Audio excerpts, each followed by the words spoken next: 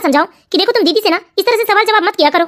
यदि तुमने अपनी ये हरकत नहीं सुधारी ना तो अभी मैं तुम्हारे पापा को फोन लगाता हूँ और मम्मी पापा को भी ना तरीके की 4 बात सुनाऊंगा कि उन्होंने अपनी बेटी को ना कोई संस्कार नहीं दिया है। अरे बड़े छोटे से ये आप लोगों ने क्या कर दिया मेरे साथ?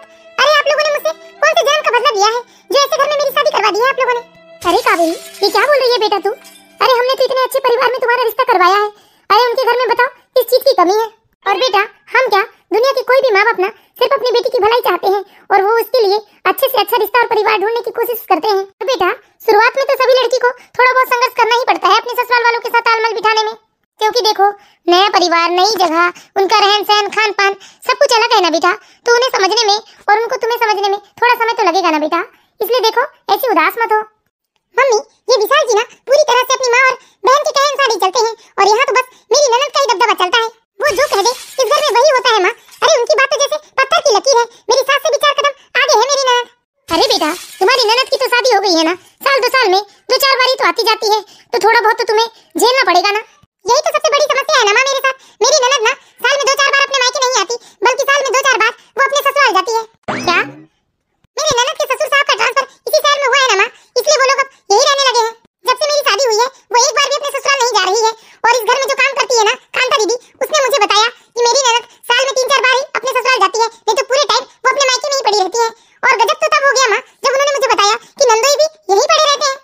हाँ बेटा थोड़ा समय लगेगा, देखो तुम इतना गुस्सा मत करो, धीरे धीरे सब कुछ ठीक हो जाएगा। ठीक है बेटा कावेरी तुम अपने ससुराल वालों पर ध्यान दो, मैं भी मंदिर जा रही हूँ। मुझे तो लगता है विशाल जी को प्यास भी लगती होगी ना, तो पानी पीने के लिए वो अपनी माँ और बहन से इजाजत लेते होंगे। अरे इनसे किसी चीज के लिए बोलो तो ये अपनी बहन से बोल देते हैं और खुद नहीं बोलेंगे तो मुझे कह देते हैं कि दीदी से कह देना। अरे मैं उनको क्यों हिसाब दूं?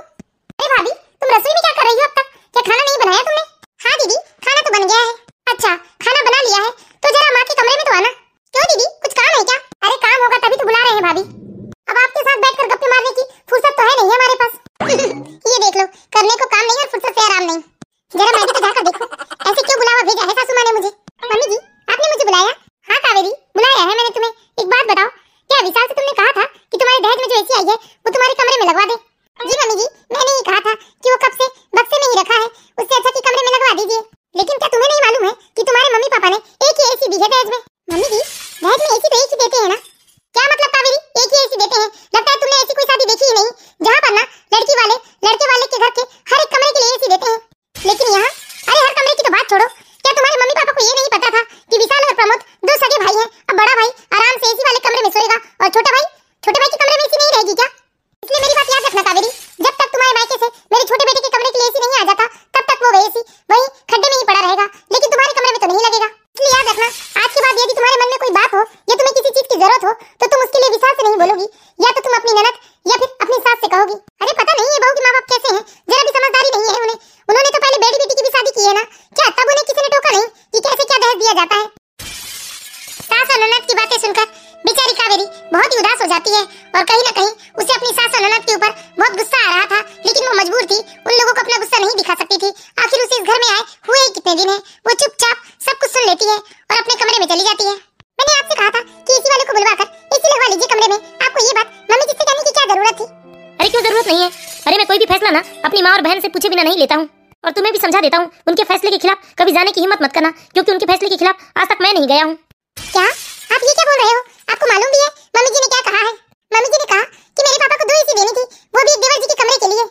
अरे तो कौन सा गलत कहा माँ ने? सही तो कहा। अब मैं यहाँ एसी में रहूंगा और मेरा छोटा भाई प्रमोद वो बिना एसी के रहेगा, अच्छा थोड़ी ना लगता है। और देखो प्लीज कावेरी मैं तुम्हें फिर से एक बार समझाता हूँ कि माँ और दीदी के खिलाफ जाने की जरूरत नहीं है, क्योंकि ना मैं तो ना ही उनके फैसले के खिलाफ जा सकता हूँ और ना ही कभी तुम्हें सपोर्ट कर सकता हूँ। हे भगवान काश ये बात मुझे पहले पता होती। क्या कर लेती तुम? रहने दीजिए, इस वक्त मुझे किसी से कोई बात नहीं करनी है। जैसी तुम्हारी मर्जी। अरे ये कैसे लालची लोग हैं? अरे कौन पिता है जो एसी अपनी बेटी के लिए भी दे और दामाद के छोटे भाई के लिए भी? और मैंने इन्हें बताया तो ये अपनी माँ को समझाने की बजाय मुझसे ही लड़ने को तैयार हो गए। ये सारी आग ना वर्षा दीदी की लगाई हुई है।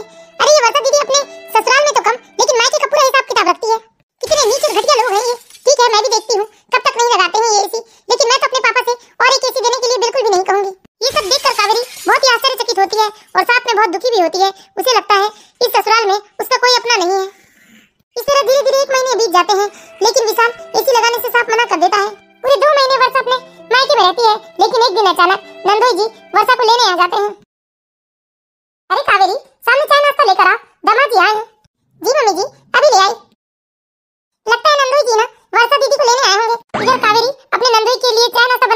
हो जाती है और उधर वर्षा अपनी भाभी के कमरे में जाकर कुछ अच्छा सामान ढूंढने लगती है। यदि कोई अच्छा सामान मिल जाए तो वो उसे अपने मायके ले जा सके। अरे बाप रे, इतना बड़ा मेकअप सेट ये भाभी को लगाते आता है, ये यूं ही सजा कर रखा है इन्होंने अपने कमरे में। इस मेकअप सेट को ना मैं ही ले जा लेती हूँ अपने ससुराल। अरे ये क्या दीदी, मेरा मेकअप सेट लेकर कहाँ जा रही है? अरे दीदी, आपको तैयार होना है क्या इस मेकअप सेट से? नहीं भाभी, ये मेकअप सेट ना मैं अपने ससुराल लेकर जा रही हूँ अपने साथ। लेकिन दीदी ये तो मेरा है ना। अरे क्या हो गया, तो दीदी को पसंद आ गई इसलिए वो लेकर जा रही है अपने साथ। इसमें तुम इतना सवाल जवाब क्यों कर रही हो?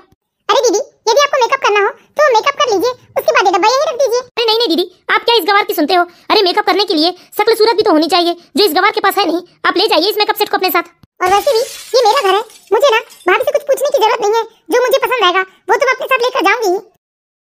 तो कावेरी, मैं तुम्हें कितनी बार समझाऊं कि देखो तुम दीदी से ना इस तरह से सवाल जवाब मत किया करो।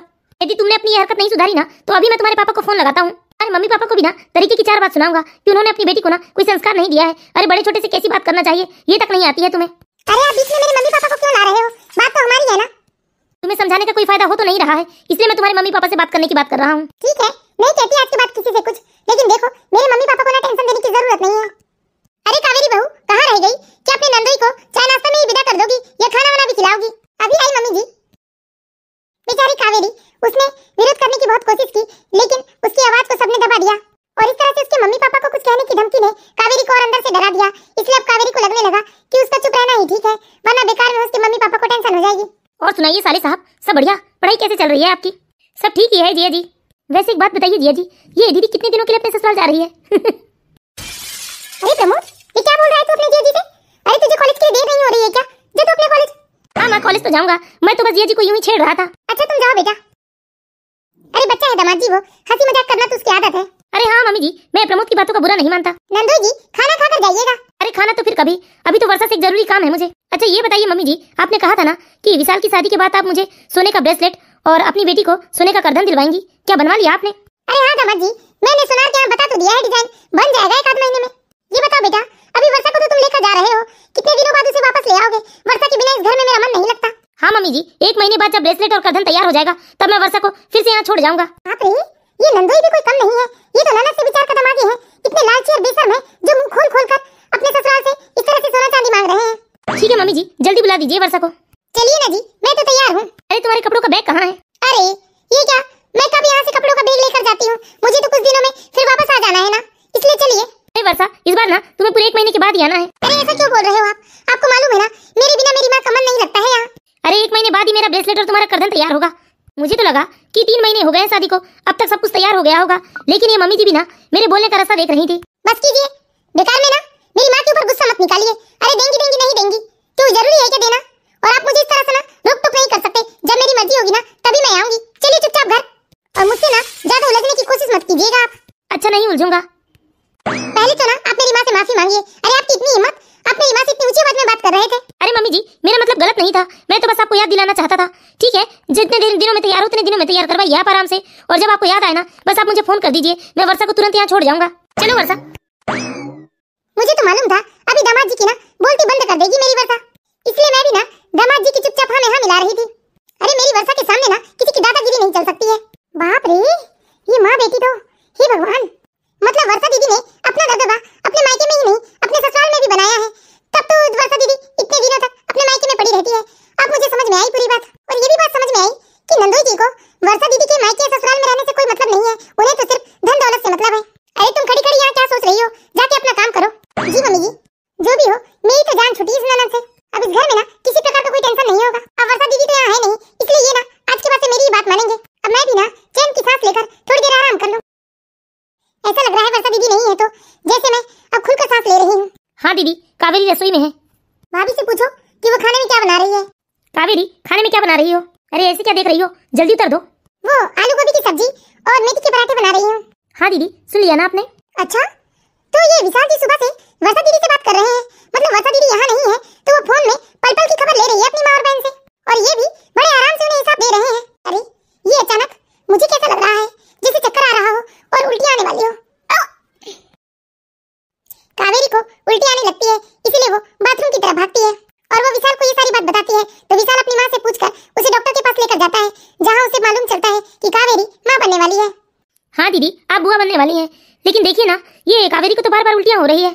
देखो विशाल, इतनी भी उल्टियां नहीं होती है, आधे से ज्यादा तो कावेरी भाभी ना ड्रामा कर रही है।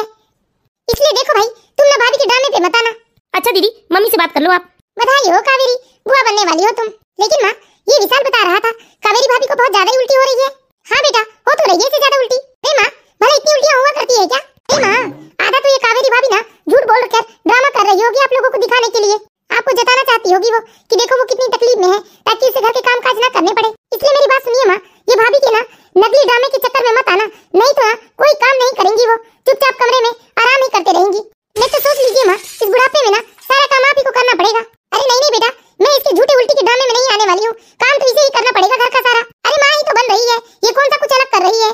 सभी औरतें शादी के बाद तो माँ बनती है ना। चल ठीक है, मैं तुझे बाद में फोन करती हूँ बेटा। सुनो कावेरी, थोड़ी देर आराम कर लो, उसके बाद आकर रसोई संभाल लेना। मम्मी जी और विशाल जी तो मेरी माँ बनने की बात सुनकर ही कितने खुश हो गए थे, लेकिन जैसे ही इन लोगों ने वर्षा दीदी से बात की, इन लोगों का तो मिजाज ही बदल गया। और मुझे एक बात समझ में नहीं आई कि भला कोई उल्टियां भी होने का झूठा ड्रामा कर सकता है क्या?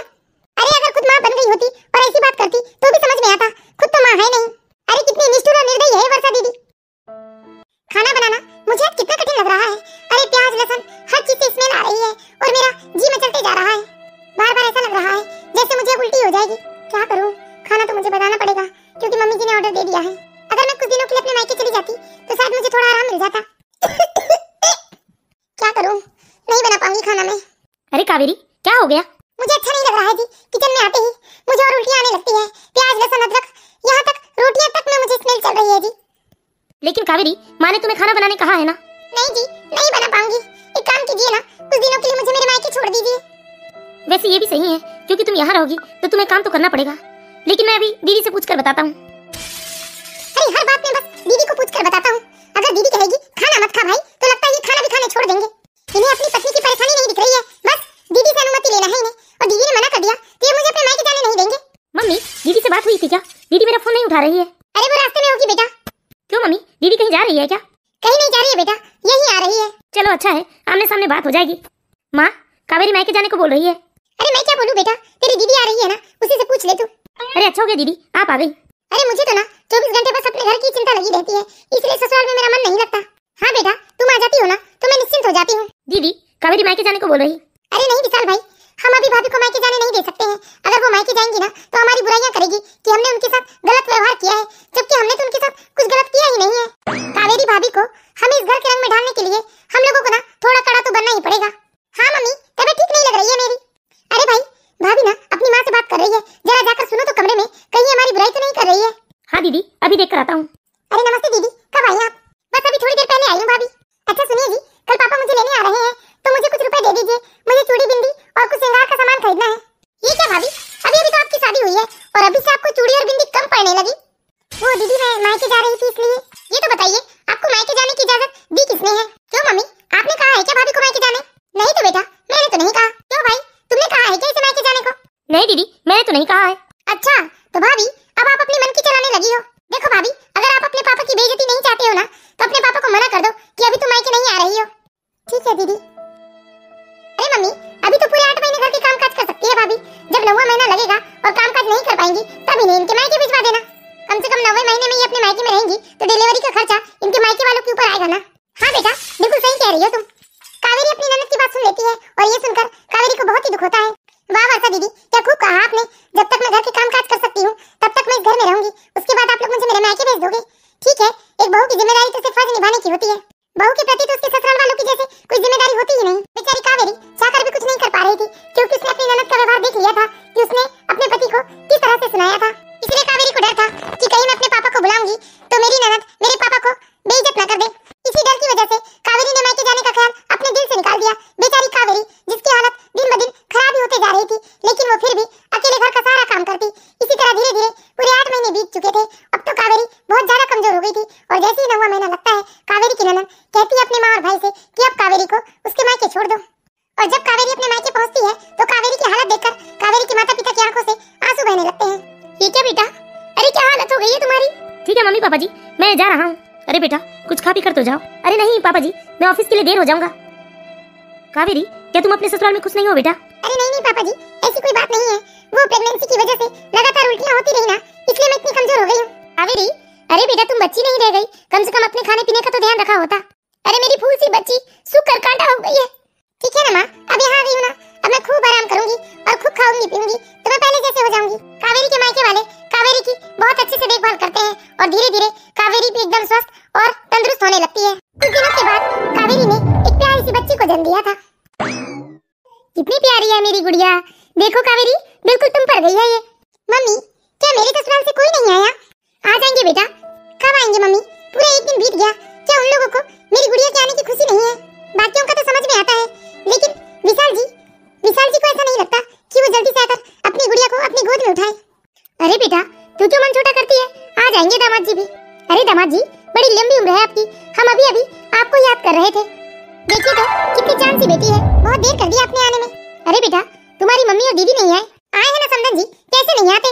बधाई हो समधन जी, दादी बन गई हैं आप। अरे कैसी बधाई समधन जी, आपकी बेटी ने तो हमारे खानदान की परंपरा तोड़ दी। हमारे यहाँ तो पहला बच्चा हमेशा बेटा ही होता है। अरे और नहीं तो क्या, विशाल के पापा अपने माँ बाप की पहली संतान थे। उसके बाद मैंने वर्षा से पहले एक बेटे को जन्म दिया था, लेकिन दुर्भाग्यवश वो बेटा जीवित नहीं रह पाया। और मेरी दोनों देवरानी के घर ना पहली औलाद बेटा ही हुआ है, और देवरानी के बच्चों को भी जितनों को बच्चे हुए हैं सबको बेटा ही हुआ है, लेकिन एक आपकी बेटी है जिसने हमारे घर की परंपरा तोड़ दी। ये कैसी बात कर रहे हो समधन जी आप? बेटा या बेटी को जन्म देना माँ के हाथ में तो नहीं होता ना। देखिए समधन जी, जो हमारे घर की परंपरा है ना, मैंने आपको बस वही बताया है। चलिए माँ, देख तो लिए ना अपने बच्ची को, और तुम भी अच्छे से देख लो भाई, क्योंकि 1.25 महीने के बाद ही हम भाभी को घर लेकर जाएंगे। ठीक है दीदी, देख लिया मैंने। चलो माँ। हे भगवान, कैसे लोग हैं ये? अब मुझे समझ में आया बेटा कावेरी कि जब तुम अपने ससुराल से मायके आई थी तब तुम्हारी हालत ऐसी क्यों थी, और ये लोग कितने सातिर हैं। हाँ माँ, ये लोग अपने आप को बहुत ही ज्यादा होशियार समझते हैं। अरे मैं सब जानती हूँ, इन लोगों की यही सोच है कि ये लोग अभी अगर मुझे घर लेकर जाएंगे तो मैं काम करने लायक तो हूँ नहीं, बल्कि ऊपर से इन लोगों को मेरी सेवा करनी पड़ेगी, इसलिए ये लोग मुझे मेरे ससुराल नहीं लेकर जाना चाहते हैं।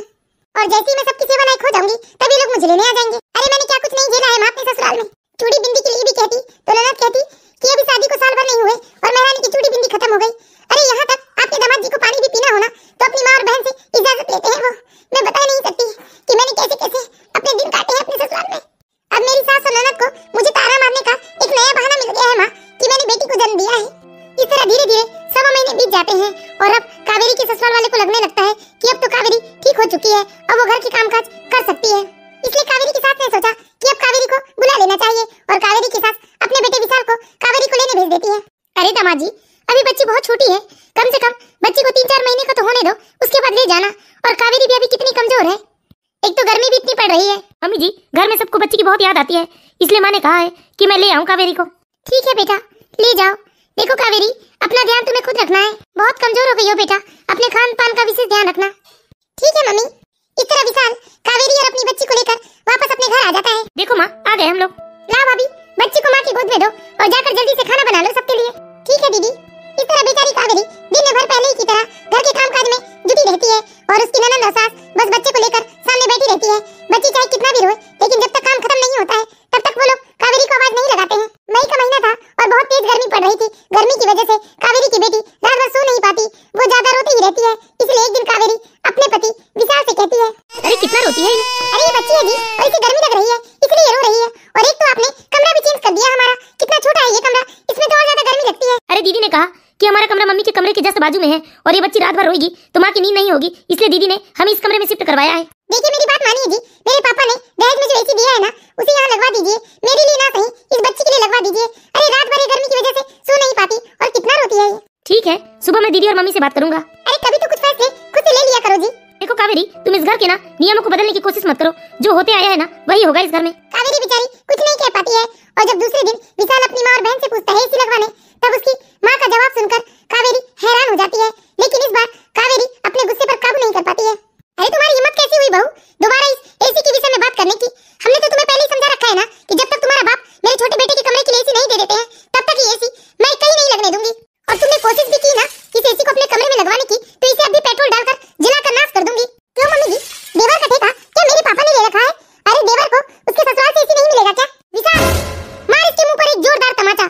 अगर आज तुमने इसका मुंह बंद नहीं किया ना तो ये तुम्हारे सिर पर चढ़ कर नाचेगी। बहुत ज्यादा जुबान चलने लगी है तुम्हारी। आपने बिना कारण मुझे चाटा मारा। विशाल, इसे छोड़कर आओ इसके बाप के घर में और बता देना साफ साफ, रखो अपनी बेटी को अपने पास, कहना इसकी बहुत जुबान चलने लगी है। ठीक है दीदी। इस तरह विशाल अपनी बहन की बात मानकर अपनी पत्नी और अपनी बेटी को उसके मायके छोड़ आता है, और जैसा उसकी दीदी ने कहा था ठीक वैसा वो कावेरी के पिताजी से कह देता है, मैं बहुत गलत घर में फंस गई हूँ माँ, मेरी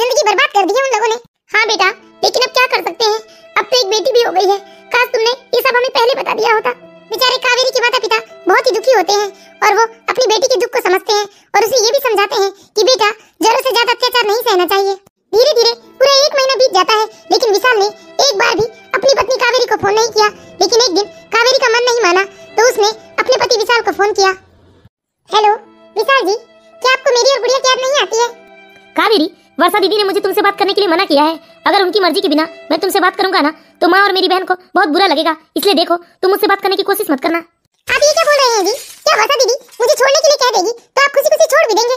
तुम्हें तो मालूम है ना कावेरी कि मैं अपनी बहन की बात नहीं टाल सकता हूँ, इसलिए मैं फोन रखता हूँ। अरे ईश्वर ने किस मिट्टी से बनाया है इस विशाल को? अपनी पत्नी और अपनी बच्ची के बारे में एक बार भी नहीं सोचते हैं ये।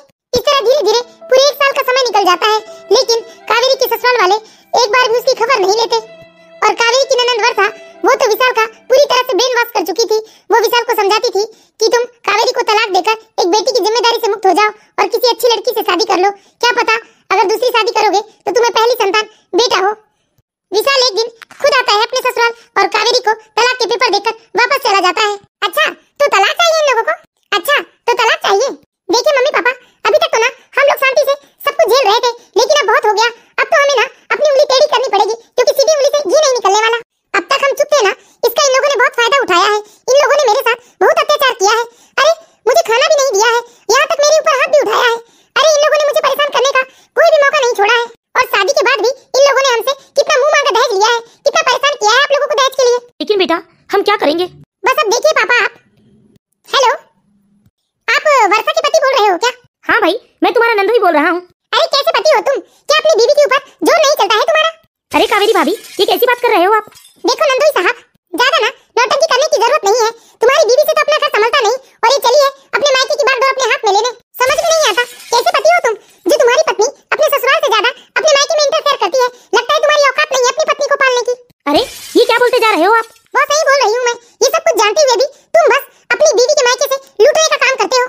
अरे लोभी लालची, जब औकात नहीं थी पत्नी को पालने की तो शादी करने की जरूरत क्या थी? अरे अपनी पत्नी के पीछे पीछे अपनी पत्नी के मायके आ जाते हो धन दौलत लूटने के लिए। बहुत हो गया, अब अपनी जुबान पर लगाम लगा लो। अभी तक तो मेरी जुबान पर लगाम लगा रखी थी, अब जाकर तो मेरी जुबान खुली है। अब देखो तुम और तुम्हारी बीवी की मैं क्या हालत करती हूँ, और साथ में तुम्हारे प्यारे प्यारे ससुराल वालों का। अरे बहुत शौक है ना तुम्हारी बीवी को मायके का हिसाब किताब रखने का। एक एक हिसाब किताब ना निकलवाया तो मेरा भी नाम कावेरी नहीं। अब मैं ना सीधा थाने पर जा रही हूँ रिपोर्ट लिखवाने, और मेरी रिपोर्ट में ना सबसे पहले नाम तुम्हारा और तुम्हारी बीवी का होगा। अरे मेरी जिंदगी खराब करके रखी है तुम लोगों ने। भले ही तुम लोग सब जमानत पर छूट जाओ, लेकिन कम से कम 1-2 दिन तो पुलिस की ऐसी लाठी पड़वाऊंगी ना। अरे इतना कुटवाऊंगी ना पुलिस से मैं तुम लोगों को कि जिंदगी भर अपने पैरों से चलने लायक नहीं रह जाओगे तुम लोग। देखो कावेरी जी, आप ये सब क्या बोल रहे हो? और मेरी पत्नी वर्षा ये सब क्यों करेगी? आखिर वो आपकी ननंद है और आपके पति की बहन है। अरे बहन है तो बहन बनकर रहे ना, ज्यादा सास बनने की कोशिश क्यों कर रही है? और सास से भी 4 कदम आगे है वो तो। और मैं कहती हूँ वो बहन है ना तो बहन बनकर अपने मायके आए, मायके संभालने और मालकिन बनने की कोशिश क्यों करती है? इस तरह कावेरी इतने गुस्से में थी कि उसने अपनी मर्यादा की सारी सीमाएं लांघ दी थी, और उसकी बात सुनकर उसके नंदोई को बहुत डर लगने लगता है। इसीलिए वो कावेरी से कहता है, देखिए आप शांत हो जाइए, मैं आज ही जाकर उन लोगों से बात करता हूँ। अरे कोई जरूरत नहीं है तुम लोगों को बात करने की। अब तो मैं सीधा तुम लोगों को ना तुड़वाऊंगी, और इतना तुड़वाऊंगी ना कि तुम्हारी साथ पुश्ते याद रखेगी। अरे तुम लोग इस गुमान में हो ना कि यदि मैं कोई मुकदमा करूंगी तो सालों तक केस चलेगा, और मैं थक जाऊंगी और थक कर हार मान लूंगी। और जैसे मैं थकूंगी तुम लोग चैन की बंसी बजाओगे, लेकिन ऐसा कुछ नहीं होगा। अच्छी खासी पढ़ी लिखी हूँ मैं, और आराम से मुझे कोई भी नौकरी मिल जाएगी। तुम लोगों को ये लगता होगा ना कि अब तो बच्ची है मेरी गोद में, मैं क्या कर सकती हूँ? अरे मेरी माँ मेरे लिए तो इतना कर ही सकती है कि मैं बाहर नौकरी करने जाऊँ तो वो मेरी बच्ची को संभाल लेगी, और मेरा मायका इतना बड़ा तो है ही कि मैं अपनी बेटी को लेकर आराम से एक कमरे में रह लूंगी। लेकिन तुम लोगों को ना मैंने रगड़ कर नहीं रख दिया तो मेरा नाम बदल लेना। कावेरी की बात सुनकर कावेरी का नंदोई बहुत ज्यादा डर जाता है, और वो ये सारी बातों की रिकॉर्डिंग अपने साले को भेज देता है, और अपने साले से कहता है कि समय रहते सुधर जाओ तुम लोग, वरना तुम्हारी बीवी तुम्हारे साथ साथ मुझे और मेरी बीवी को भी जेल की चक्की पिसवा देगी। देखो विशाल, अब तुम्हारे पास ना अपनी बीवी को लाने के सिवा और कोई दूसरा चारा नहीं है। क्या करे दीदी? अरे दीदी से क्या पूछ रहा है? अरे तू जा भाई अपने ससुराल और अपनी बीवी को संभाल, मैं तो अपनी बीवी को संभाल लूंगा। इससे पहले तेरी पत्नी कावेरी थाना जाकर हमारे खिलाफ रिपोर्ट न लिखा दे। हाँ बेटा, जल्दी आ, बहू और उसकी बेटी को मैं इस उम्र में जेल की चक्कर नहीं पीसना चाहती हूँ। और तुम भी सुन लो वर्षा, अब ये ना अपना साथी दिमाग लगाना बंद कर दो, क्योंकि तुम्हारे पास कोई दूसरा रास्ता नहीं है। और चुपचाप ना चलकर अपना ससुराल संभालो, वरना तुम्हारे चक्कर में मुझे और मेरे परिवार को भी जेल की चक्की पीसनी पड़ जाएगी। हाँ भाई, जाओ ले आओ अपनी पत्नी और बच्ची को। विशाल अपने ससुराल पहुंच जाता है और अपनी पत्नी और साथ में सास ससुर से हाथ जोड़कर माफी मांगता है। मुझे माफ कर दो कावेरी, और मेरे साथ घर चलो। और मम्मी पापा जी, मैं आप लोगों से भी हाथ जोड़कर माफी मांगता हूँ। मैंने अभी तक जो भी गलतियां की या जो भी बदतमीजियां की, उसके लिए आप लोग मुझे माफ कर दीजिए। मैं आज के बाद ऐसी गलती नहीं करूंगा। हाँ बेटा, माफ कर दो। माफ तो मैं आपको एक ही शर्त में करूंगी। मुझे तुम्हारी सारी शर्त मंजूर है कावेरी। अरे मेरी शर्त सुन तो लो, मैं ना इस तरह से तुम्हारी बहन का दखल अंदाजी अपने ससुराल में बर्दाश्त नहीं करूंगी। तुम्हारी बहन मेहमान की तरह साल में एक बार आए तभी मैं उस घर में जाऊंगी। हाँ ठीक है कावेरी, जैसा तुम कहोगी हम वैसा ही करेंगे। और मैंने तो घर में एसी भी लगवा दिया है, वहाँ तुम्हें कोई समस्या नहीं होगी। देखा ना पापा, कहा था ना मैंने, अगर घी सीधी